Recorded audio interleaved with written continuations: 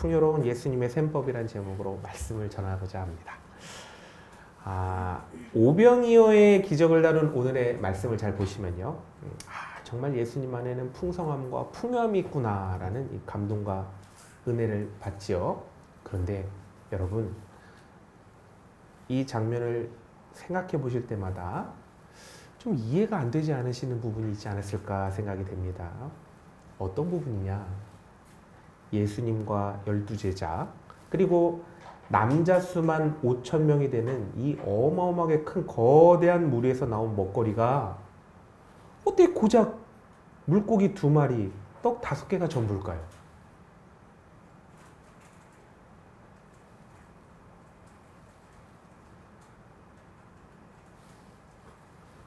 아무도 안 신기하시는, 그러실 줄 알았습니다.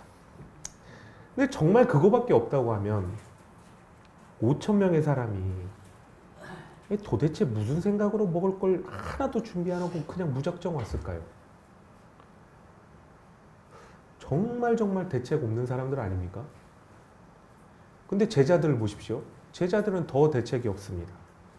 예수님께서 계속 사역하시느라 이제 얼마나 시장하시겠어요? 근데 예수님을 보좌하는 제자들이라면 당연히 예수님 드실 간식을 항상 남겨놓아야 됩니다. 근데 있는 것을 다 먹고 예배해 놓은 식량이 아무것도 없대요.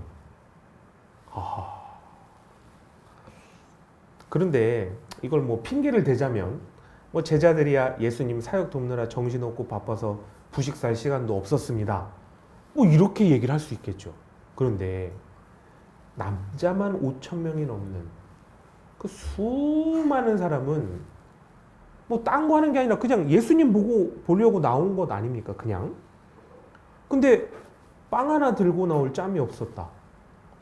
어떻게 이렇게 핑계를 댈 수가 없지 않는 거 아닙니까? 심지어 아이도 먹거리를 챙겨왔는데 어른들 중 그 누구도 먹을 걸 가지고 있는 사람이 없다니요. 그래서 드는 합리적인 의심은 정말 없었을까? 정말 없었을까? 합리적인 의심이 듭니다. 그래서 저는 아마 있지 않았을까 싶습니다. 다만 자신이 먹으려니 내놓을 생각이 없었겠죠. 이렇게 생각을 해보니까 사람들이 참 너무합니다. 병 고침 받으러 온 자들이 수없이 많지 않습니까? 다 치료받아 나았습니다. 예수님 다 고쳐주셨어요.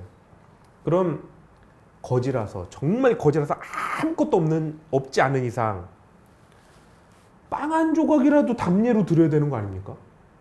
그렇지 않아요? 아니, 빵 한 조각이라도 드려야죠. 지금 기준으로 보시면 안 됩니다. 왜냐하면 옛날에는 금방 어떻게 밥을 해 먹을 수가 없지 않습니까? 그러니까 답례라도 식사라도 하십시오라는, 지금의 이제 그런 거죠. 식사라도 하십시오. 빵 한 조각이라도 드려야 되는 거 아닙니까? 그런데 생각해보면 당시 의원을 가더라도 치료비를 지불하지 않았습니까? 근데 그 수많은 사람들이 그냥 의원에서 낫지 않는 불치병을 고치러 나왔어요. 근데 어떻게 빵 하나를 안 갖고 나옵니까? 너무한 거 아닙니까? 남자만 5천 명이고 여자까지 합하면 1만 명도 넘는 그 수많은 사람들이 예수님께 구원을 바라고 예수님의 말씀을 들으면서 그렇게 은혜를 많이 받았는데, 예수님 드시라고 뭐라도 가져온 것이 전체를 다 합해서 떡 5개, 물고기 2마리가 전부라는 거죠. 뭘 그렇게 당연한 걸 자꾸 얘기하나. 굉장히 이례적인 일 아닙니까? 들을 때마다 놀라셔야 되는데. 예. 근데요, 더 재밌는 사실이 있는데요. 어른이 갖고 온 것도 아니에요. 어른이 여러 가지 이제 교육도 많이 받고 더 이제 소견도 있지 않습니까? 어른이 그나마 뭐라도 가져왔어야 되는데 어른이 가져오지도 않고 아기가 가져온 거예요. 예수님께서 아마 일반 사람들과 같은 그런 상식 수준에서 생각을 하신다면 아마도 구원자로 오셨다가 사람들이 하는 행동과 말을 보시고는 대단히 실망하고 배반감을 느끼셔서 아마 인류를 멸하는 심판자가 되지 않으셨을까 이런 생각이 듭니다. 하지만요, 예수님의 셈법은 사람의 셈법과 다르다는 겁니다. 예수님의 셈법은 풍요의 셈법이 존재해요. 풍요의 셈법이 작동을 합니다. 그래서요, 대책이 있게 나왔든 대책이 없게 나왔든 예의가 있게 나왔든 예의가 없게 나왔든 이타적으로 나왔든 이기적으로 나왔든 예수님께 나왔다는 그 사실 하나만으로도 예수님께 나온 모든 자들이 풍요를 입었다는 것입니다. 예수님께서는 자신에게 나온 모든 이들을 먹이시는 공급자가 되어 주셨습니다. 오늘 보십시오. 예수님께서는 대책 있게 나온 자도 풍족하게 먹이셨고 대책 없게 나온 자도 풍족하게 먹이셨습니다. 그 중에 예의 있게 나온 자도 풍족하게 먹이셨고 예의 없게 나온 자도 풍족하게 먹이셨습니다. 이타적으로 나온 자도 풍족하게 먹이셨고 이기적으로 나온 자도 예수님께서 풍족하게 먹이셨습니다. 예수님께 나와서 예수님 안에 있으면 예수님께서 헤아리시는 그 풍요의 셈법이 예수님께 나온 자의 육적인 삶에 베풀어진다는 것입니다. 베풀어지기 싫으세요? 아멘 하셔야지. 안 하시네. 자, 그런데요, 예수님께서 오병이어의 식탁으로 5,000명을 먹이신 이 풍요는 그저 배만 부르게 먹여주신 육의 풍요가 아닙니다. 예수님께서는 매번 이렇게 많은 이들에게 아주 배부르게 먹여주실 수 있었는데요, 오병이어의 식탁과 같은 기적은 딱 2번만 행하셨습니다. 생각해보면 오병이어의 기적이 매우 이례적인 기적인 거예요. 도대체 왜 이때만 하셨지? 왜 이때만 하셨을까? 이해가 가지 않는 일이라는 것이죠. 특히나 이 오병이어의 기적은 사복음서 모두에 기록된 내용입니다. 다 기록이 되어 있어요. 그렇다면 매우 중요한 사건이라는 거예요. 예수님께서는 오병이어의 식탁이 무슨 의미가 있기에 이 아주 특별한 은혜의 식탁을 베풀어 주셨을까요? 4절을 보시면요, 예수님의 이 식탁은 유월절과 관계되어 베풀어지는 식사구나라는 것을 알게 됩니다. 당시 세례 요한이 사형당하고요, 유대 종교 지도자들로부터 아주 큰 미움을 당하시던 때였는데요, 예수님께서는 유월절을 지키시기 위해서 예루살렘으로 입성하지 않으셨습니다. 왜냐하면 아직 예수님께서 십자가의 대속을 이루실 때가 아니셨기 때문에 입성하지 않으셨죠. 그래서 예수님께서는 유월절 식사를 예루살렘이 아니라 사역지인 현장에서 진행하시게 된 거죠. 예수님께서는 유월절에 매우 근접한 시간, 수많은 백성들이 모였을 때 예수님 자신이 누구신지 아주 밝히 알려주시기 위해서 유월절 식사로서 생명의 떡이 되신 자신을 예표하는 이 떡을 사람들에게 나누어 주신 것입니다. 예수님께서 나누어 주셨던 떡은 인류에게 생명을 주시기에 고난당하시고 또 십자가에 못 박혀 찢기신 것처럼 사람들에 의해서 계속해서 다 찢겨져 나누어졌어요, 이때. 그리고 그렇게 모든 사람들에게 생명의 양식이 되어서 먹은 모두를 배부르게 해주셨습니다. 그곳에 있던 모든 사람들은요, 자신이 알든 모르든 예수님께 영생을 구했든 구하지 않았든 예수님께 나온 그 사실 하나를 통해서 예수님의 풍요의 셈법을 적용받아 풍성한 영적인 충만함과 구원을 받은 것입니다. 자, 그런데 여기서 매우 중요한 사실이 있습니다. 이 오병이어의 이 기적은요, 아주 매우 정교한 구조를 가지고 있는데요, 예수님의 대속과 구원에 대해서 아주 정교하게 예표하고 있습니다. 그래서 제가 약 1만 명의 군중에서 먹을 것이 그것도 아이가 갖다 드린 물고기 2마리, 떡 5개밖에 없다 이렇게 말씀드렸지 않습니까? 근데 예수님께서 다른 무언가가 아닌 아이가 드린 것을 통해서 모든 사람을 먹이셨다는 거예요. 이것은요, 바로 예수님께서 온 인류를 대속하여 주시는 그 대속이 아이처럼 완전히 낮아지셔서 인간의 몸을 입으셨고, 예수님 한 분의 온전한 희생과 하나님께로 향한 온전한 순종을 통하여 십자가에서 인류의 죄를 대속해 죽으심으로 구원을 이루실 거다. 이것을 예표하고 있는 것입니다. 하나님께서는 온 인류가 죄로 인한 단절을 통하여 고통당하게 된 것이 아담과 하와의 불순종이다라고 말씀하십니다. 온 인류가 다시금 하나님과 죄로 단절됨을 극복하여 하나님을 누리게 된 것도 예수님 한 분의 온전한 순종 때문이다라고 말씀하고 있습니다.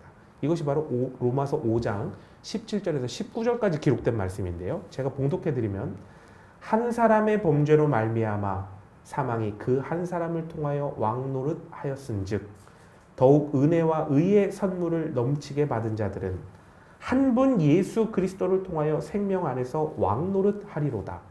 그런즉 한 범죄로 많은 사람이 정죄에 이른 것 같이 한 의로운 행위로 말미암아 많은 사람이 의롭다 하심을 받아 생명에 이르렀느니라. 한 사람이 순종하지 아니함으로 많은 사람이 죄인 된 것 같이 한 사람이 순종하심으로 많은 사람이 의인이 되리라. 바로 이 말씀이 그 뜻입니다. 예수님의 셈법이 정말로 참으로 풍요로운데요. 모든 사람이 죄를 지었는데 예수님 혼자 그 모든 죄를 다 담당하세요. 그리고 순종은 하나님께 예수님만 하셨는데 그 순종의 복은 그 죄지은 모두가 누리게 하셨다는 거죠. 와, 이렇게 풍요롭다니요. 아멘입니다. 아이가 드린 이 오병이어는요, 단순한 헌신이나 예수님을 존경하고 사랑하는 행위를 나타내는 것이 아니라 바로 예수님의 대속이 어떠한 뜻을 담고 있는지 보여주는 그 예표로 작용하고 있는 것입니다. 자, 이제 예수님의 셈법을 정리해 보면, 예수님께 나아가면 풍성한 육적 은혜 또 영적 은혜를 채워주시고 예수님을 통하여 영생의 구원을 주신다. 네, 이렇게 정리가 되겠습니다. 그런데 이 매우 정교한 이야기의 구성에서 예수님 안에 있으면서도 예수님을 누리지 못하는 것은 무엇 때문일까? 이것에 대한 이 질문에 대한 답을 주는 예화도 이 본문 안에 똑같이 등장을 하는데요. 5절을 보시면 예수님께서 빌립에게 이렇게 말씀하십니다. 수많은 사람들에게 먹일 떡을 어디서 사서 먹이겠냐? 이렇게 물어보시는 겁니다. 자, 여러분이면 뭐라고 대답하시겠습니까?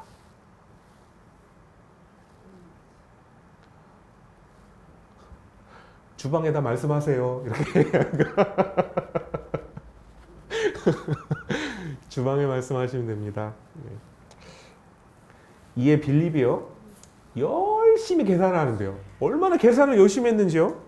가장 먼저 한 셈은요, 몇 인분을 준비하고 얼마의 금액이 필요한가? 이거를 계산해 냅니다. 그리고 예수님께 대답을 하는데 이렇게 대답해요. 떡을 200데나리온 어치 사도 모자랄 것 같습니다. 이렇게 대답을 합니다. 자, 여러분, 이게 그냥 들으시면 이거 뭔 얘기지? 떡을 많이 사야 되나 보다 이렇게 들으시잖아요. 제가 이게 무슨 얘기인지 말씀을 드리겠습니다. 빌립이 도출해낸 이 계산은 정말 잘 짜여진 계산인데요. 한 데나리온이 노동자 1일 품삯입니다. 그런데요, 이 1일 품삯인 한 데나리온으로 살 수 있는 빵이 얼마만큼이냐? 300g짜리 1인분 떡 25개를 산답니다. 당시에 300g짜리 1인분 떡 25개. 그러면 빌립이 200데나리온이라고 했으니까 1인분 떡 몇 개 살 수 있습니까? 5,000개 살 수 있는 겁니다. 아, 정확히 계산한 거예요. 그런데 보십시오. 남성만 5,000명이죠. 그러면 그에 딸린 여자 식구들이 있을 거 아닙니까? 그러니까 여성과 아이를 포함해서 1만 명 넘는 인파가 모였으니까 남자를 중심으로 한 가정당 1인분 빵 하나씩 나눠주면 허기는 면하지 않겠습니까? 그래도 뭐 한 조각은 먹지 않겠습니까? 이 계산을 그 짧은 시간에 해서 예수님께 딱 대답을 한 거예요. 박수 한번 쳐줘야 되나요? 그런데 여러분, 뭔가 좀 이상하죠? 뭐가 이상합니까? 예수님 말씀에 함정이 있었어요. 예수님께서는요, 빌립에게 물은 것이 뭐냐면요, 떡을 얼마만큼 사야 되지? 그거 물으신 게 아니에요. 예수님이 그 떡 얼마만큼 사야 되는지 모르셨겠어요? 우리 머리카락 수도 다 아시는데. 잘 물어보면 질문을 예수님 뭐라고 물으셨냐면, 어디서 떡을 사야 되지? 그렇게 물으셨어요. 떡을 어디서 사야 되지? 자, 여러분, 어디서 사야 됩니까? 뚜레쥬르에서 사야 될까요? 파리바게트가 할인율이 큽니까? 예, 아니죠. 하지만 빌립은 어디서 떡을 사야 되는가라는 질문에 얼만큼의 떡을 사야 되는가 숫자를 파악하고 있는 것입니다. 예수님께서는 어디서 떡을 사야 되는 질문을 왜 하셨냐면, 바로 이 많은 사람을 먹일 떡은 바로 나에게서 사야 된다. 그리고 그 값은 뭘까요? 믿음이다. 이걸 질문으로서 말씀하신 건데, 이걸 그 누가 알아듣겠어요? 당시 제자들이. 빌립은 이 많은 사람을 먹일 방법에 대해서 예수님을 조금도 염두에 두고 있지 않습니다. 예수님을 완전히 배제시킨 상태로 생각하고 있어요. 세상적인 방법과 여건 안에서만 생각하고 있습니다. 빌립이 그저 예수님 앞에 수많은 인파처럼, 야, 예수님께서 좀 뭘 주실까? 이렇게 좀 바라보고만 있어도 좋을 것 같은데, 빌립의 계산 안에는 전혀 예수님이 없습니다. 예수님 바로 옆에 있으면 뭐예요? 예수님이 전혀 고려되고 있지 않잖아요. 예수님의 능력이 아무리 뛰어나면 뭐합니까? 예수님께서 5,000명 먹일 능력이 있을 거라고 아예 생각조차를 안 하고 있어요. 예수님 셈법이 아무리 풍족하고 넘치게 주시면 뭐합니까? 예수님의 도움 받을 생각이 전혀 없어요. 우리 신앙인은 예수님께서 전지전능하심을 알고 예수님께서 풍요롭게 베푸시는 분임을 잘 알아서 예수님께 모든 것 맡기고 구하는 그런 사람 되면 참 좋을 것 같습니다. 하지만 예수님의 능력을 잘 몰라도 괜찮습니다. 예수님 능력 잘 몰라도 괜찮아요. 예수님이 어떻게 뭘 잘 베푸시는가, 어떻게 그 방법을 잘 몰라도 상관없습니다. 그저 예수님께서는 무엇이든지 행하실 수 있다, 그 믿음 가지고 구하며 맡기시면 됩니다. 그냥 구하고 맡기십시오. 탕자의 비유 잘 아시죠? 탕자. 집 나간 아들을 맞아서요, 이제 아버지가 송아지를 잡고 잔치를 열어서 이제 후대해 주지 않습니까? 집을 지키고 있던 큰아들이 얼마나 섭섭한지 막 분노를 표출합니다. 아버지는 자신에게 염소 새끼 하나 잡아준 적이 없다고 막 화를 내요. 여러분이 아버지라면 어떻게 하시겠습니까? 아이고 답답하. 아니 이렇게나 아버지를 모르고 아버지를 오해하는 아들이 어디 있습니까? 아버지께요. 다 누구 거예요? 아들 거예요. 큰아들 거예요. 아버지께 누구 거라고요? 다 큰아들 거예요.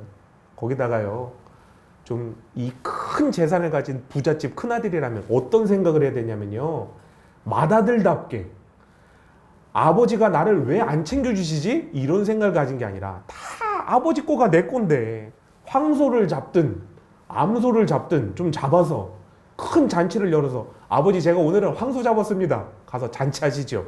이렇게 아버지를 모시고 잔치를 열어야 되는 입장 아닙니까? 게다가 부자지 않습니까? 그러면 신나게 좀 친구들 좀 막 불러다가 신나게 좀 염소도 때려잡고 양도 때려잡고 아주 먹으면 되는 거 아닙니까? 이미 다 자기 건데 하나도 못 누려요. 그러면서 그게 아버지 뜻이라고 오해를 하고 있는 거예요. 아버지는 그런 얘기 한 적도 없어요. 아버지한테 섭섭하대요. 아버지는 왜 섭섭할까? 아버지 입장에는 너가 왜 섭섭하니? 이렇게 하시겠죠. 예수님께 맡기지 않고 예수님을 불신하면서 예수님께서는 왜 이런 상황을 주시고 왜 이렇게 인도하시냐면서 섭섭해할 수 있습니다.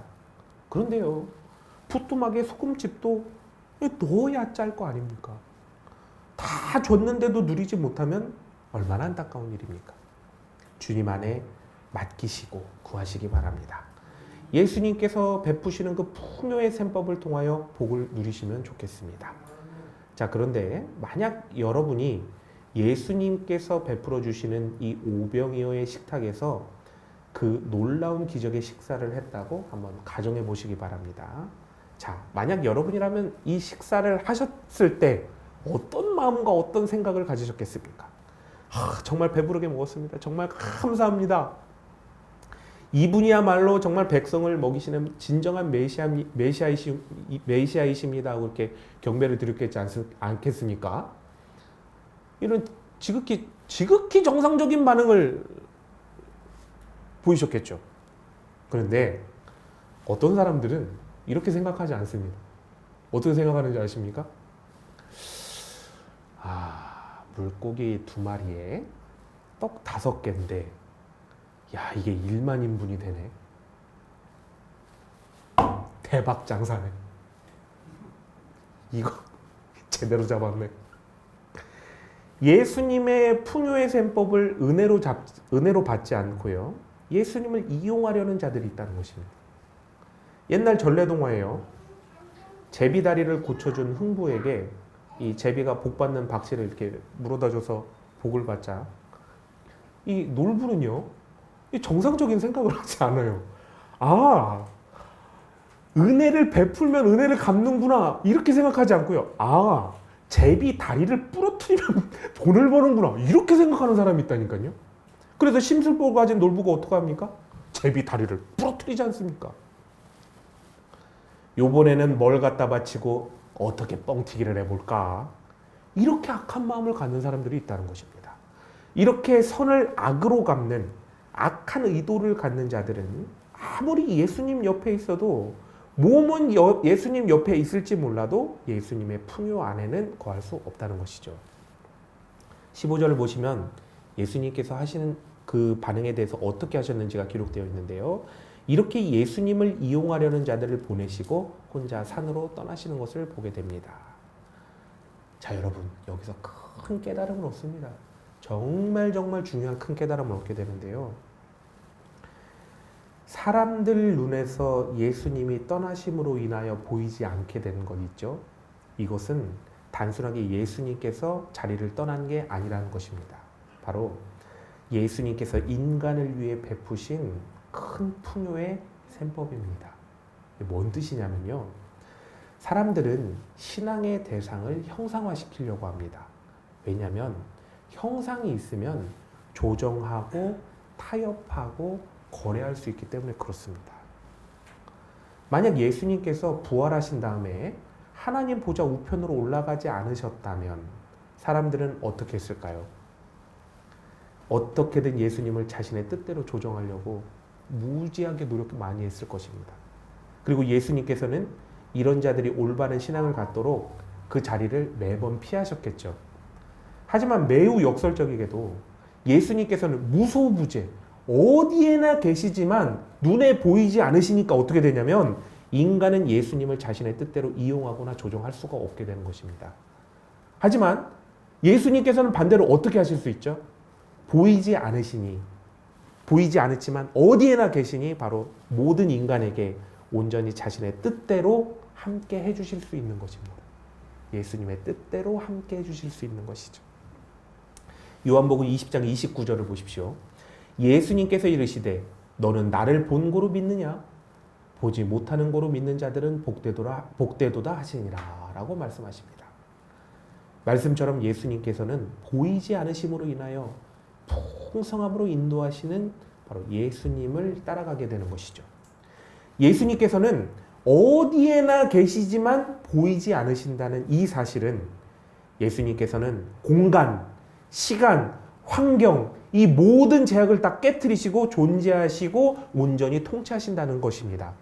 그렇게 신앙인들은 이 사실을 믿음의 눈으로 바라볼 때 엄청나게 큰 힘과 용기를 얻게 됩니다.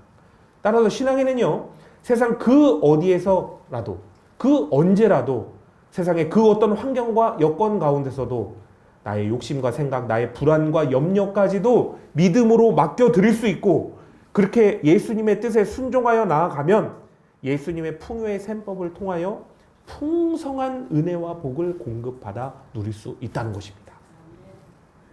사랑하는 성도 여러분, 오늘 여러분은 여러분의 삶 속에서 수많은 세상의 셈법들로부터 도전받고 계십니다. 그런데요, 세상의 셈법은 얘기를 하기를 자신들의 셈법으로 계산한 결과 매일같이 이래서 안 된다, 저래서 안 된다, 이래서 망한다, 저래서 망한다, 잘못됐다, 불안하다, 이거를 계속 얘기하고 있습니다. 만약요, 세상의 셈법으로 계산해서 나에게 얘기를 해주는데, 어이구, 이거 잘 됩니다. 야, 이거 이번에 아주 형통합니다.